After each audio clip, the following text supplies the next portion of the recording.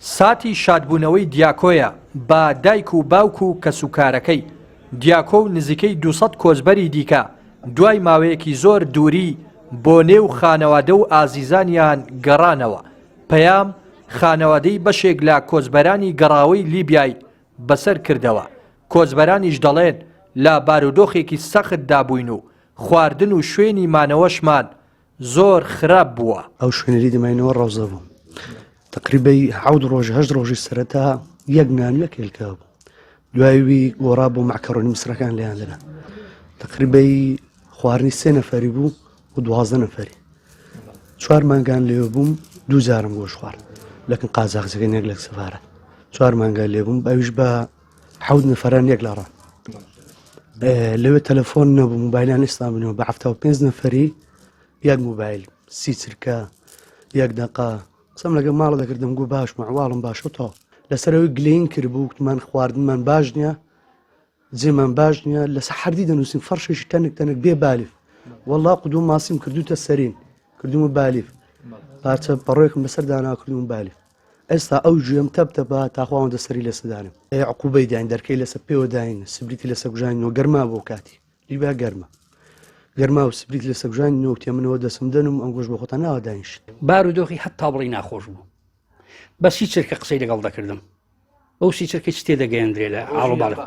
بە 10 ڕۆژ جارێک بە 15 ڕۆژ جارێک جاری وا بوو بە 20 ڕۆژ شەوی پێچوە تا خەبەرم بێتەوە وەڵڵا 128 کیلۆ وێستاژە وەزنەکەی دیارە چەند ماوەتەوە ئەوە دیار ڕسمەکانیشی دوایە دای بەزێنە چەند قەڵە وێستا چی داهاتوە وەندیدار بەرپرسە یعنی هیچ کەسیش کە بەقەدەر باوک و دایک و بەقەدەر حکوومەتی هەرێمی کوردستان بەرپرس نییە لەو کارێکەوە لە وڵاتی مەدا دەگوزارێت دۆخیان سەرەتا باش بۆ گەچوون بۆ یەکانە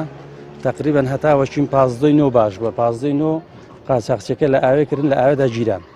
تقریبا 3 ساعت 4 ساعتی ڕۆژبوون لە ئاوێدا جیران دو ئەوەی گاجیران 15 ڕۆژان لە سیزنێدا بوون لە بنغەنم دو 15 ڕۆژەی دەڕان بە هەوڵ کۆش و کۆمەڵک برادەر و قاچاقچی ئەوانە کڕیانەوە بەربوون دوایگە بەربوون لەکن چونە قاچاقچیشی دیکە لەوەکانەوە بەخوای بارودۆخیان زۆر باش نەبوو لەوەکانە هەموو مەسەلەکە حەنی نەبوونی هەلی کارەگە هەلی کارە هەبێتەوە گەنجێک عنی بەڕاستی بڵم شەو ڕۆژیشە بڵانی 12 ساعتیش بکە بە 10,000 12,000 15,000 ئیش نییە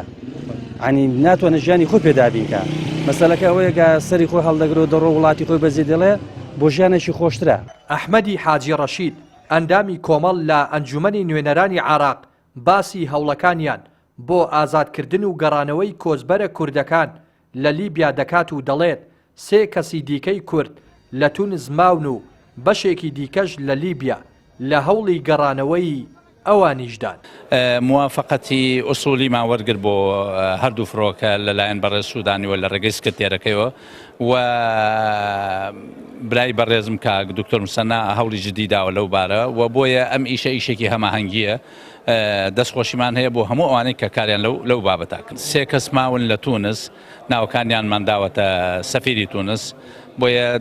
2 دانیشتنمان کردووە لەگەڵ سەفیری لیبیا لەگەڵ سەفیری تونس هەردوو بابەتەکە زۆر ئیسیجابەیان باش بوو و کۆمەڵێک ماون لە زاویەن ناوەکانیانمان کۆ کردوەوە قەرارە لەگەڵ تەسلیمی سەفیری لیبی بکەین لە عێراق بۆ ئەوەی ئەوان کاروبارەکانیان ڕێخەن و لێوە بتوان ئەو هاوڵاتیانە بگەینەوە هەرێمی کوردستانیان لانی کەم بیانگەینەوە سەفارەی عێراق.